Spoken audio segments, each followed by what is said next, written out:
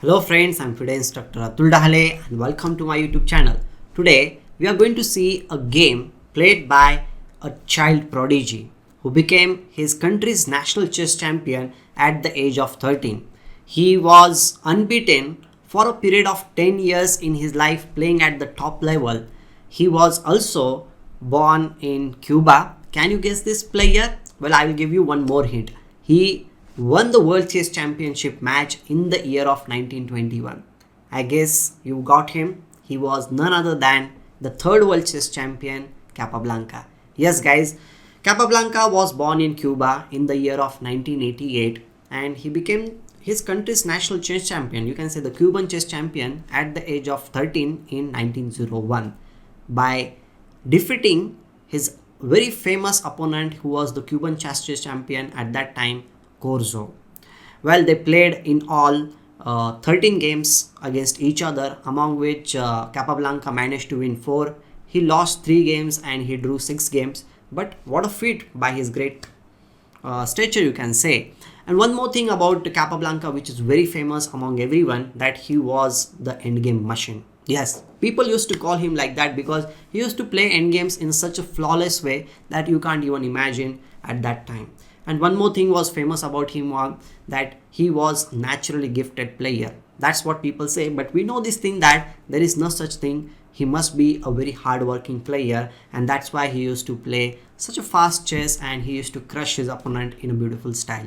So this game which we are going to see is from his first national chess championship, you can say, that was happened in the year of 1901 against Corzo. This game was the 8th game and he crushed his opponent in a beautiful manner. So guys, stay tuned till the end in this game and understand why this game is such a beautiful game. So without further delay, let's get started with this game.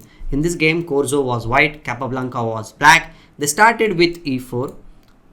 Capablanca played e5 and his opponent played knight c3. Well, this can be Vienna game. Then they continued with knight c6 and then f4.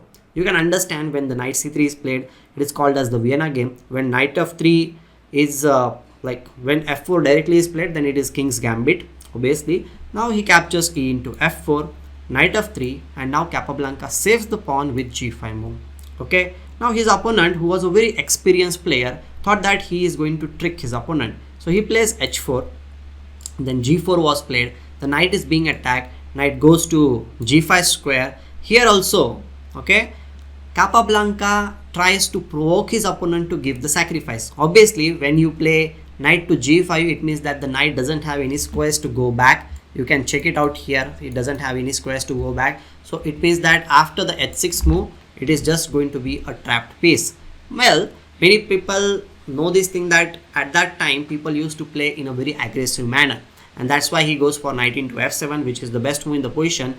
King into f7 and d4. Well, by sacrificing a piece, what has white got is like he has got very good center, you can say. The d4 as well as e4, these two pawns are very strong. Another thing is that the bishop will be coming on c4 square. The bishop will also capture on f4 square, and it seems that white will be having sufficient counterplay for the sacrifice piece. But Capablanca, who was just 13 years old at this time, understood some intricate important concepts about the opening, that is the rapid development of your pieces, and that's why to open up his bishop on c8 he played d5 move.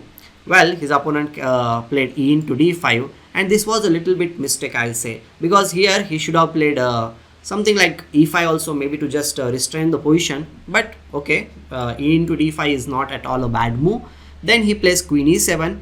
Okay, any normal player might think that the knight is being attacked and he needs to save the knight somewhere, but Capablanca understood the value of each and every move, so he plays queen e7. Here, if you play queen e2, obviously it will not be that much great move because knight into d4 is one of the moves. The queen is being attacked. If you capture it here, then we can definitely go bishop into e7 or just knight into e7. The pawn on d5 is a weakness. The pawn on c2 is also being attacked. Even if he saves the pawn, we can play bishop to f5, or even knight f5 is also preferable in this position. And I will say that black is obviously being in a very comfortable and maybe you can say in a great position. So obviously queen exchange is not going to be favorable for white. So in order to avoid the queen exchange, he played king f2. Another like option was to play bishop f3, but in that case again we have this f3 move. If ef3, gf3, then you cannot play rook f1, okay, because that will lead to queen into h4 check, rook f2, and okay, you can simply understand this position is clearly better for whom. Obviously for black, he has plenty of great chances, so he did not go for that thing. He played king to f2, and after king f2 he played g3, further pushing white's king into the corner. Now once the king goes to g1 square, the rook on h1 must be feeling very sad, correct? The bishop on f1 is not coming. Okay, we can understand this thing that black's king is also exposed, but there is no one from the white side who is attacking on the black's king. Okay, so here Capablanca comes up with a very beautiful move, that is knight captures on d4.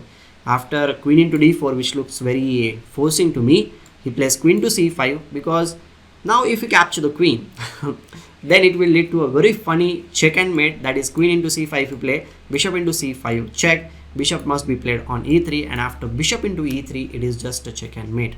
So obviously his opponent is not going to be fooled into that trap. He plays knight e2, just supporting the queen, and now here is my favorite movement of the game. Okay, there is no sacrifice or such thing in this position, but the subtle move which he plays in this position is truly the game of the move also, you can say. Okay, move of the game of, you can say, queen to b6, very silent move, right? The idea is just to play bishop to c5 square and trap the queen. Okay, fair enough. So anybody must think that okay, I need to capture. He captures queen into b6, a into b6. By playing like this, he has opened up his rook. The threat of bishop c5 is still there, so he needs to do something about that threat. He doesn't have time to capture the pawn on f4 because of the obvious reason, that is bishop c5 check is coming. Still the king is not going anywhere, so you must play bishop e3, and after bishop into e3 it is going to be a check and mate. So white played knight d4 in this position, then bishop c5 came, c3, and now it feels that white has defended the position quite well. He is going to play bishop out, then king f1, king e2, and the rook will be coming in the game. So here Capablanca understands the necessity of the position, that he needs to be quick, because if he loosens up in this position, the grip, you can say, then his opponent will be very comfortable after some time. So in order to create more chances against opponent's king, he plays rook a4. Obviously this move also involves a very deadly trap. Just for the sake of clarity, I'll play one move, random move, okay, h5, then rook into d4 is the move. After c into d4, bishop into d4, it is the same checkmate which is going to happen on the board. So obviously white needs to do something about the d4 knight. Okay, so he's safe. Like here in this position, he plays bishop e2, creating a square for the king. And now here what will you play? Well, you have plenty of options, but definitely rook into d4 is not a good option, because if you play that move, king f1, and this bishop will be capturing on f4 and white will be on top. So that's why we need to play sometimes very silent game. He plays bishop into d4, c into d4, and now rook into d4. Here the bishop on c1 needs to be developed. That's why white plays b3 move. His idea is to play bishop to b2 and create some threats on this diagonal. Capablanca is not at all afraid. He understands that in this position still the opponent's king is a weakness, and that's why he goes for the opponent's king without worrying for anything. So he plays the next move, that is knight f6, bishop b2, and now rook d2. Here his opponent had planned to play one move which he thought like is okay for him, because now by playing rook d2, the rook has arrived on the 7th rank, plus it is attacking on both the bishops, and his opponent had planned to play bishop h5, thinking that knight into h5 will be a big mistake because the bishop will be capturing on h8 and he will be fine. But Capablanca had seen a little bit further in this position. He understood that his knight has come in this game. Like, okay, you can say that the knight on the rim is dim, but not in this position, especially when your opponent's rook is stuck there. It's all about the timing, guys. You need to bring your pieces as quickly as possible in the game, and that's what he does in this position. He goes for the f3 move, trying to open up the position more, because after f3 move, the knight is also having the jumping spot on f4.